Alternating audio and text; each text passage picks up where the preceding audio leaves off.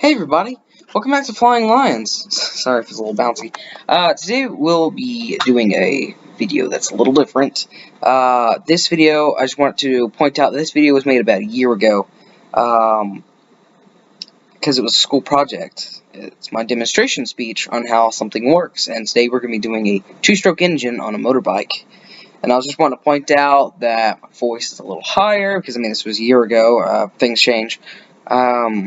And all I had was my cell phone and an app inside of my cell phone. I didn't have no fancy laptop I can do my recording on, but now I do. So, I mean, I'm getting advancements. So you can check out videos like my reviewing the RC crawler and my how to remove the head off a Black Max string trimmer. You could show that that's basically the same format as if this video, because I mean they weren't made in much of a different time frame. So I just want to point those few things out. So y'all guys hopefully enjoyed the video. Love y'all. Hey everybody, welcome back. So I have a demonstration speech that I would like to show you guys. The demonstration speech I'm going to be doing is about my two-stroke motorbike that I've built for only $200. But this two-stroke motorbike, it's been a good little bike, and I thought it'd be awesome for demonstration speech. So let's get right into it. Alrighty, so sorry if it's a little bit dirty to you guys, but this is my two-stroke motorbike I've built for $200, but I actually spent over $400 on it so far. Yeah, kind of spent a lot. I got an odometer right here, got my gas tank, and my carburetor, exhaust pipe, everything that, of course, is on one, if you might know. Maybe, hopefully. So the step one on how this bike works is whenever the carburetor right here, there's a little plunger that sits inside of the carburetor, and whenever it pulls up, whenever you pull the throttle, this is the throttle, you pull that, ouch, and then when you pull that, this plunger comes upwards, and so that goes up, and this is the intake, or you can call it the breather of the carburetor, and it sucks in air, and then as that goes up, the engine goes up and down super fast, but it creates a vacuum, and that vacuum is going to force more air in as you pull it up. That's how you limit your air. But the way that it really does work, though, is it sucks in air, creates a vacuum, and as it's sucking in air, it's also forcing gas in at the same time. So it's always going to move a little bit faster and faster.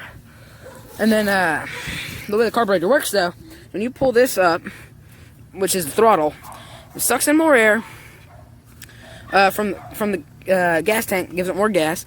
And then this is a float bowl right here. Goodness, Dewey. This is a float bowl right here, and it allows gas to go in. And also there's a needle in there from the bottom of the plunger that controls how much gas actually comes out to make it like rich or make it a little bit less rich of the burning ratio. And once that fuel goes in, it's going up and down super fast, right? So it's also spinning a part at the bottom. Inside of here is the coil. What the coil does is the coil generates electricity for your CDI. So as it generates electricity, it goes up for the power. Then this is your CDI. The CDI allows power to turns the power into a quick spark, and then that sends it to the spark plug, which then gives it a spark, which then as it goes up, shoots gas in, gives it a spark, forces it down at super strong speeds depending on how much throttle you give it, and then that exhaust from the piston going down, then going back up, it creates a pressure forcing the exhaust out, which is then here is the muffler, right under here. Probably can't see it that well, but the muffler, oh yeah, this is also the exhaust pipe I did from the old speech I just did. And the muffler, which is this little piece on it, basically backs pressure the air, which allows it to sound a lot quieter and better. I will do a comparison between without muffler, with muffler, big difference. And as that happens, as it's getting power, the clutch right here is inside this part right here with the clutch arm that goes all the way right here. This is your clutch. You might mistake it for a brake because it looks like one. But actually, as you pull it, it pushes that arm forward and backwards. And this arm has a small pin and a ball inside of it that pushes the plate. It's like, this is how the clutch works. Pushes this big old plate that's in here, pushes it outwards. Because here's the engine sprocket, here's the clutch sprocket. Push that big old sprocket outwards and disconnects it. So that you can free pedal or kind of feather it so that you can get some more power out of your engine. And then, once you're pedaling, you drop the clutch, which then sends the power to the sprocket that's inside of there. Probably can't see it very well. It powers this chain, and this chain connects to a big sprocket. It's about as big as my hand. And this is connected straight to my wheel. So as it spins, it powers the wheel directly from a chain. You can also do different sprocket sizes, which allows there different speeds and different torque ratios. If I had a choice, I would rather go with less speed and more torque, because I'm more of a mud riding type. But if you're more of a street type, which for a two-stroke motorbike, you can get a smaller sprocket so you can get more speed but less torque. And then the way so sorry about that, stupid handlebars. The difference between two-stroke gas and four-stroke gas is four-stroke gas is just straight gas. It has no oil in it, so it's just sending gas. But the difference between four strokes and two strokes is one has a big old oil slinger that spins super fast with the engine's power and slings up oil. But with the two-stroke, just like a four-stroke, it says it takes 4 strokes to make a full, consistent power. But then, there it goes, to make all that power. But a two-stroke, it burns oil. And the reason why it burns oil is because there is no oil slinger. Since it doesn't have an oil slinger, it reduces the amount of strokes it has to do to make a cycle. So it's only 2. Sorry. And since it's just 2, the oil is actually mixed in with your fuel. And it burns the oil and fuel at the same exact time. But what's bad about two-stroke, though, is that you can get carbon deposits. And carbon deposits is what you don't want. Because it's basically an extra layer of heat that can damage your engine. And one last thing I'd like to go over is my speedometer. The speedometer right here tracks how fast I'm going, depending on how many rotations the tire's been given. And also, if I click it again, I can get an odometer. What was already set to odometer. Here's time, and then press it against the odometer. The way how this works is because it has a battery inside of it that powers itself, and then runs down this wire, and has a detector, and right under here is a magnet. The way it works is it detects on how many times that magnet spins over that sensor. So that's how it tells your speed. And upgrades you might be able to do to your bike is an upgraded carburetor, which can give your engine a little more performance, power to the stroke, and because it sucks in more air. That's basically all an upgraded performance carburetor does.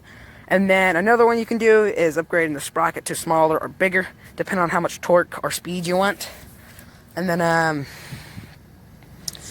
yeah, and also I'd like to show you guys the sound differences and also how to start it up. Alrighty, everybody. Sorry if it's a little bit shaky and bumpy, but I'm about to show you how to start this engine. It's actually super simple. First, you pull up your choke.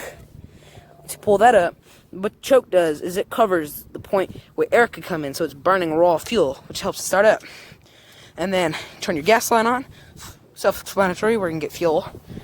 And what you do is pull up the clutch, because whenever you're just moving slowly, drop the clutch, you'll stop instantly, because it's sending power straight to the engine. But if you pull up your clutch, you can start rolling. So once you start pedaling, get up to a decent speed, and then drop the clutch.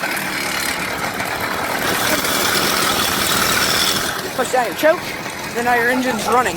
I'm currently going about 11 miles per hour. This is just on idle. kill your engine, you just press the kill switch. You press the kill switch, engine's dead. Because the way the kill switch works is it grounds the power to the spark plug. Because what the engine needs is gas, spark, and compression, and fuel, which is basically fuel. That's how an engine can run. Without those, one thing will stop the whole engine. So yeah, that's how you stop it. That's our dog Dewey. He better follow me back home. Alrighty, well I'll show y'all a sound difference between with the muffler and without the muffler. Howdy everybody, sorry if it's a little bit loud, but this is with the muffler. As you see, I'm holding the clutch to keep the engine running. And once I press the throttle, might not be able to see it very well, but...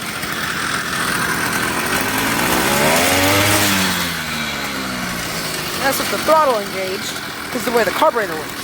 Now I'm going to show you how it is without the muffler. Headphone warning. Guys, this is without the muffler.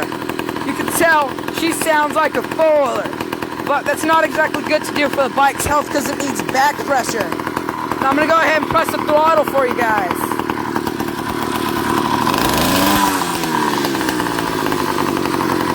That's way louder. That's the difference between with a muffler and without a muffler. Sorry for my messy hair, but that was actually pretty darn fun pulling off my muffler because it sounded like my brother's four-wheeler on absolutely insane levels. That's awesome. I probably blow out tons of trash out of my exhaust pipe too, and probably put a bunch of trash in it too, because now I'm super muddy because I got carried away driving, but I probably made my neighbors mad, but yeah, oops, too bad, oh well. But yeah, this is how a little two-stroke works. This is how the muffler works, is because it gives the engine back pressure. The bad thing about pulling off the muffler is that your engine gets no back pressure. The reason it needs back pressure is because so it can burn off that extra gas. Because it's just going to start spewing tons and tons of gas out, and it's not going to be fuel efficient. But it's also super oily, so I need to drop my my ratio of oil to gas. I'm pretty sure I have it on 20-1 right now, which is 6 ounces of oil to a gallon of gas. I think I just need 2. Oops. But yeah.